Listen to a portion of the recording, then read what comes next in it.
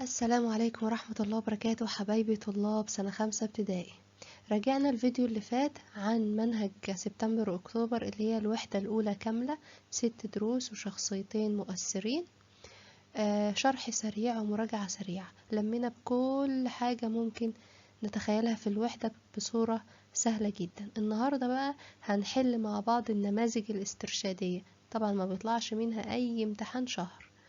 هنحلها النهاردة مع بعض، نركز فيها كويس جدا. يلا بينا نسمي الله ونبدأ. معاكم ميس سارة رؤوف مدرسة دراسات اجتماعية. هنبدأ بالنموذج الأول من النماذج الاسترشادية على الشهر الأول. نركز مع بعض. أول سؤال زي ما هو واضح قدامنا، أتمنى أن تكون الصورة واضحة. ده خريطة مصر طبعا. هنركز فيها ونجاوب على الأربع نقط اللي هو طالبهم. أول محمية، المحمية بتقع عند البحر الأحمر، تبقى دي محمية نبق.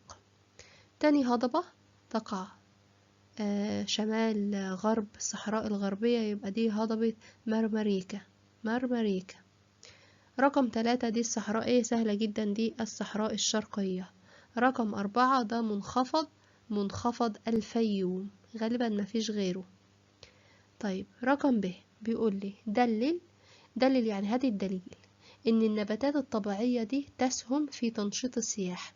سهلة دي، قلنا ان بعض المناطق الغنية بالنباتات الطبيعية بيتم فيها انشاء محميات طبيعية عشان يحافظوا على النبات ده. المحميات دي بتعتبر مزارات سياحية بتجذب السياح عشان يستمتعوا بالجمال الطبيعي وعلشان يشوفوا نباتاتها وحيواناتها النادرة. تمام. السؤال اللي بعد كده بيقول صوب ما تحته خط، يعني الكلمة اللي تحتيها خط دي غلط، احنا عايزين نحط الصح. أول سؤال بيقول يعد نبات الحلفة من النباتات الطبيعية أو النباتات التي لها القدرة على تحمل الجفاف. لا طبعا مش الحلفة دي بتنشأ أو بتنمو على أطراف الترع والمصارف. ليه؟ علشان توفر المياه، يعني معنى كده إنها محتاجة مياه على طول، يبقى مش بتتحمل الجفاف. إيه اللي بيتحمل الجفاف؟ ممكن نقول الصبار أو التين الشوكي، الاتنين صح. رقم 2، يعد غاز الأكسجين من الغازات المسببة للاحتباس الحراري. لا طبعا مش الأكسجين. كان ايه اللي بيسبب الاحتباس الحراري؟ غاز ثاني أكسيد الكربون. تمام. تنتمي مدينة أسوان إلى إقليم مناخ البحر المتوسط. لا طبعا، احنا قلنا اللي بينتمي إلى إقليم البحر المتوسط كل المناطق الشمالية، وأسوان دي في أقصى الجنوب، يبقى لا مش بتنتمي إلى إقليم مناخ البحر المتوسط، بتنتمي إلى الصحراوي الحار. تمام. بعد كده مقارنة، بيقول قارن بين وادي النيل والصحاري المصرية من حيث النباتات الطبيعية والحيوانات البرية. تمام. أول حاجة عندي وادي النيل، النباتات الطبيعية في وادي النيل ايه؟ قلنا كان فيه بعض الحشائش اللي بتنمو على شواطئ الترع والمصارف بسبب توافر المياه، مثل نبات الحلفة وزي أشجار الكافور والجميز، وفي نباتات مائية زي البوص. طيب ايه الحيوانات البرية؟ ذئاب وثعالب. لو طالب طيور طبعا كان هيبقى أبو قردان، بس هو طالب حيوانات بس. طيب بالنسبة للصحاري المصرية قلنا هي فقيرة في نباتاتها الطبيعية، والنباتات بتاعتها بتتميز بتحمل الجفاف والحرارة المرتفعة، وليها جذور طويلة علشان تصل للمياه الجوفية. زي ايه؟ زي الصبار والتين الشوكي والخروع والنخيل. طيب الحيوانات البرية اللي مشهورة هناك الغزلان أو الغزال. بعد كده السؤال الثالث، أكمل العبارات التالية. معظم الأراضي المصرية تقع ضمن الإقليم، قلنا معظم الأراضي بتقع ضمن الإقليم الصحراوي الحار. تهب رياح الخماسين في مصر خلال فصل الربيع. خط الطول الرئيسي يسمى خط، سهلة دي جدا، خط جرينتش. أجب عن السؤالين الآتيين. أول سؤال، ماذا يحدث إذا لم تقم الدولة بإنشاء المحميات الطبيعية؟ هو إيه اللي كان هيحصل لو الدولة ما عملتش محميات طبيعية؟ لم يتم حماية النباتات الطبيعية والحيوانات البرية والطيور البرية والأسماك من الانقراض، أو كانت هتنقرض بعض الحيوانات وبعض الطيور البرية وبعض النباتات الطبيعية، كان هيحدث الانقراض باختصار يعني.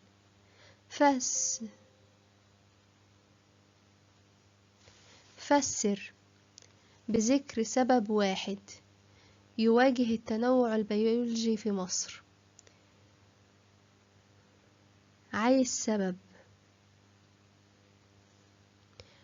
السؤال ده هو ايه اصلا؟ هو عايزني اذكر الاخطار اللي بتهدد النباتات الطبيعية والحيوانات البرية في مصر. كان في اخطار كتير جدا. اول خطر ندرة المياه، تغير المناخ، الصيد الجائر للحيوانات والطيور البرية، وكان عندي التلوث الناتج على الأنشطة الزراعية والصناعية، وكان عندي إزالة النباتات الطبيعية. ليه؟ عشان يزرعوا مكانها محاصيل غذائية. يبقى ده إجابة السؤال. هذكر الأخطار اللي بتواجه الحيوانات البرية والنباتات الطبيعية في مصر. ندرة المياه، قلة المياه يعني ممكن تسبب ده، تغير المناخ، الصيد الجائر للحيوانات والطيور البرية، التلوث نتيجة للصناعة أو الزراعة، وإزالة الكثير من النباتات الطبيعية لزراعة المحاصيل الغذائية مكانها. كده النموذج الأول. يلا بينا نحل مع بعض النموذج الاسترشادي التاني. برضو جايب خريطة. رقم 1 جبل، ده جبل شايب البنات، شايب البنات اللي كان عند البحر الأحمر. تمام. فرع، ده فرع ايه؟ ده فرع رشيد، فرع رشيد. اللي جهة الغرب دايما فرع رشيد، واللي في جهة الشرق فرع دمياط. رقم 3 محمية، 3 محمية ايه اللي كانت في جنوب البحر الأحمر؟ جبل علبة، جبل علبة. رقم 4 هضبة، هضبة ايه اللي كانت في جنوب الصحراء الشرقية؟ الجلف الكبير، هضبة الجلف الكبير. امال كانت في اقصى الشمال، الامتحان اللي قبله كانت هضبة ايه؟ مرمريكا. تمام. اجب عن السؤال التالي. عايزني احدد 2 بس من العوامل المؤثرة في المناخ. هما كانوا كام عامل؟ 3. هنذكر 2 بس. أول حاجة القرب أو البعد من المسطحات المائية. تاني حاجة مظاهر السطح. التالت كان الموقع الفلكي. اكتب أي 2 من ال3. السؤال الثاني بيقول ضع علامة صح أمام العبارة الصحيحة وعلامة خطأ أمام العبارة غير صحيحة. 1 دوائر العرض لها أهمية في تحديد الزمن، في تحديد الزمن ومعرفة فروق التوقيت. طبعا الإجابة ايه؟ غلط. هي مش دوائر العرض، هي خطوط الطول. خطوط الطول هي اللي ليها أهمية في تحديد الزمن ومعرفة فرق التوقيت. اللي بعده الجيش من العوامل الطبيعية لقيام الحضارة المصرية القديمة. عوامل طبيعية، طبعا غلط. الجيش ده كان عوامل ايه؟ بشرية. رقم 3 تختلف دوائر العرض في الطول. صح طبعا، كانت بتختلف في الطول. بعد كده بيقول لي دلل. تعد الجهة الجنوبية من شبه جزيرة سيناء الأكثر ارتفاعا. ايه الدليل؟ الدليل وجود الجبال، ان في المنطقة دي موجود جبال زي جبل سانت كاترين وجبل موسى. يبقى ايه الدليل اللي عندي؟ هقول له حيث يوجد الجبال مثل جبال سانت كاترين وجبل موسى. رقم 2 أسهم نهر النيل في قيام الحضارة المصرية القديمة. طبعا صح. ليه؟ لأنه ساعد على استقرار المصري القديم، ومن خلاله عرف الزراعة وعرف تربية الحيوان. يبقى ازاي ساهم في نشأة الحضارة المصرية القديمة نهر النيل؟ لأن المصري القديم من خلاله عرف الزراعة وتربية الحيوان، وعرف الاستقرار لما نزل من الهضاب إلى نهر النيل عند محل الجفاف طبعا. بعد كده بيقول لي اختر الإجابة الصحيحة. تقع محمية نبق في محافظة شمال سيناء، جنوب سيناء، دمياط، بورسعيد. طبعا هي جنوب سيناء، نبق جنوب سيناء. طيب، كان لون التاج الخاص بمملكة الجنوب ايه؟ طبعا أبيض. أمال اللي كان خاص بمملكة الشمال؟ أحمر. تعد هضبة العبابدة، هضبة العبابدة جزء من ايه؟ جزء من الصحراء الشرقية ولا الصحراء الغربية ولا شبه جزيرة سيناء ولا الدلتا؟ طبعا جزء من الصحراء الشرقية، العبابدة صحراء شرقية. طيب، أجب عن السؤالين الآتيين. ما مقترحاتك في الحفاظ على المحميات الطبيعية في مصر؟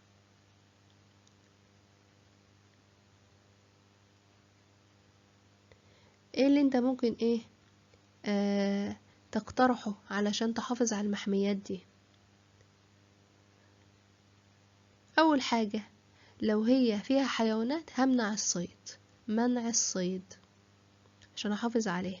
تاني حاجة، هحافظ عليها من التلوث، هحافظ عليها من التلوث، وحافظ عليها من التعدي، ما خليش أي حد يتعدى عليها يشيل النباتات الطبيعية ويحاول يزرع مكانها أي حاجة. يبقى هحذر التعدي على النباتات الطبيعية وحافظ عليها، ولو كانت طبعا فيها أسماك أحافظ عليها. طيب، فسر بذكر سبب واحد. هناك عوامل طبيعية تؤثر في حدوث التغيرات المناخية. ما كانش عندي غير عامل واحد فقط، وهو الانفجارات البركانية اللي بتؤدي إلى حدوث التغيرات المناخية. يبقى هكتب له الانفجارات البركانية التي تسبب تغيرات مناخية. وده كان حل النموذج الثاني. نركز في أسئلتهم كويس جدا، نحله مرة واثنين وثلاثة، ونحل أسئلة كتير جدا قبل ما ندخل الامتحان على شهر أكتوبر وسبتمبر، لأن الحل الكتير هو اللي بيثبت لي المعلومات. وممكن في الأسئلة ألاقي فكرة جديدة أو سؤال جديد أو نقطة أنا مكنتش واخد بالي منها وأنا بذاكر، فارجع لها تاني أذاكرها. فالحل ده بيفيد في كده، ان هو بيخليك ملم بكل النقط اللي ممكن تيجي. حل كتير على قد ما تقدر، ذاكر كويس وحل كتير جدا، وركز دايما على أسئلة الكتاب المدرسي وعلى النماذج الاسترشادية.